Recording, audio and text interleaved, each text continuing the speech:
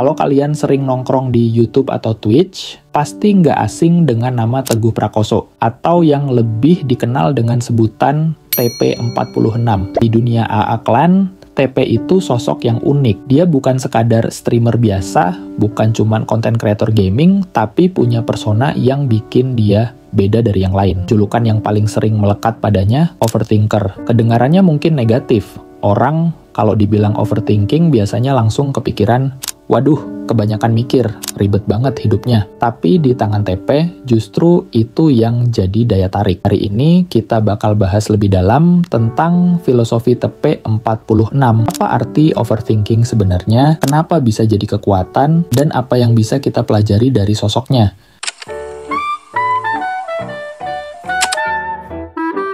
Kalau ngomongin overthinking, banyak orang mikir itu cuman kebanyakan mikir, atau otak nggak bisa berhenti. Tapi sebenarnya kalau kita gali lebih dalam, overthinking itu ada akar filosofis dan psikologisnya. Dari sisi filsafat manusia makhluk berpikir. Zaman Yunani kuno, filsuf kayak René Descartes bilang, aku berpikir, maka aku ada. Artinya, eksistensi manusia itu dibuktikan dari aktivitas berpikirnya. Nah, overthinking muncul karena manusia nggak bisa puas dengan jawaban sederhana. Kita selalu cari makna lebih dalam. Kenapa begini? Kalau aku pilih ini, dampaknya apa? Kalau salah, gimana? Ini yang bikin manusia unik sekaligus rumit. Dari sisi psikologi, itu cara otak melindungi diri. Bayangin manusia purba dulu. Hidup mereka keras, tiap hari harus mikirin. Kalau aku keluar gua, ada singa nggak? Kalau aku makan buah ini, aman nggak? Kalau salah langkah, bisa mati. Jadi otak mereka terbiasa mikir 1000 langkah ke depan buat menghindari bahaya. Nah, pola itu ke bawah sampai sekarang. Bedanya, bahaya kita bukan lagi singa atau buah beracun, tapi lebih ke masalah sosial, kerjaan, dan perasaan. Contohnya, kalau aku ngomong gini di grup,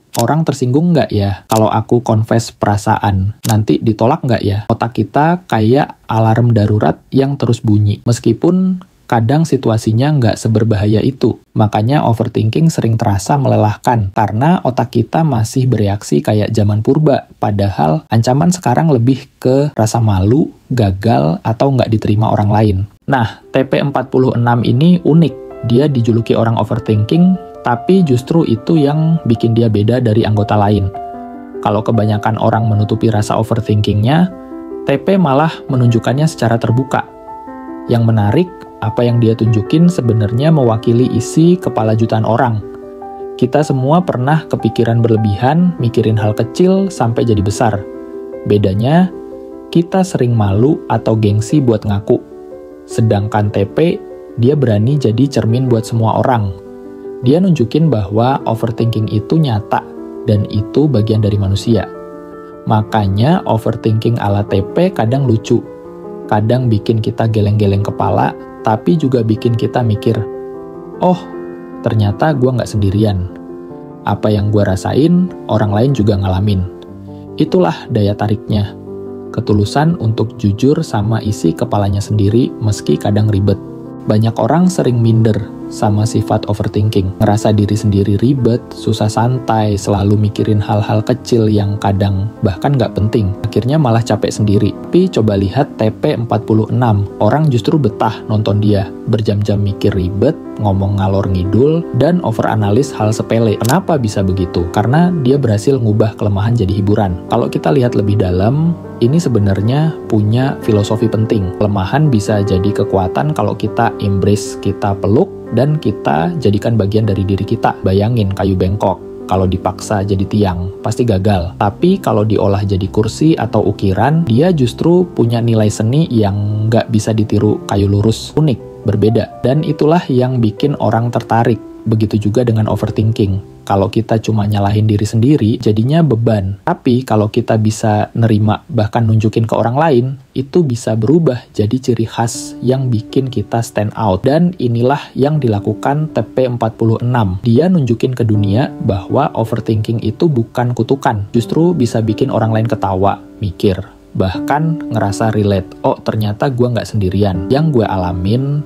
orang lain juga ngalamin. Akhirnya kita belajar sesuatu. Kadang bukan soal menghilangkan kekurangan, tapi soal mengolahnya jadi sesuatu yang punya makna. Biasanya dunia lebih sering muji orang yang cepat ambil keputusan, yang tegas, yang nggak banyak mikir. Dan nggak salah, orang kayak gitu memang dibutuhkan. Tapi ada juga nilai dari mereka yang justru lambat, yang mikir panjang, penuh pertimbangan. Mereka ngelihat hal-hal yang sering kelewat dari orang kebanyakan. Disinilah kita bisa belajar dari TP. Dia buktiin bahwa overthinking itu nggak selalu kutukan. Justru bisa jadi jendela baru buat ngelihat dunia dari sudut yang berbeda. Buat kamu yang ngerasa sering kepikiran kebanyakan, jangan buru-buru nyalahin diri. Mungkin itu cara unik otakmu buat bekerja. Pertanyaannya, energi itu mau diarahkan kemana? Kalau dipakai buat terus-menerus nyalahin diri, kamu bakal stuck. Tapi kalau dipakai buat bikin sesuatu, entah itu karya, konten, atau sekadar ide kecil, overthinking bisa jadi bahan bakar kreatif yang luar biasa. Dan TP46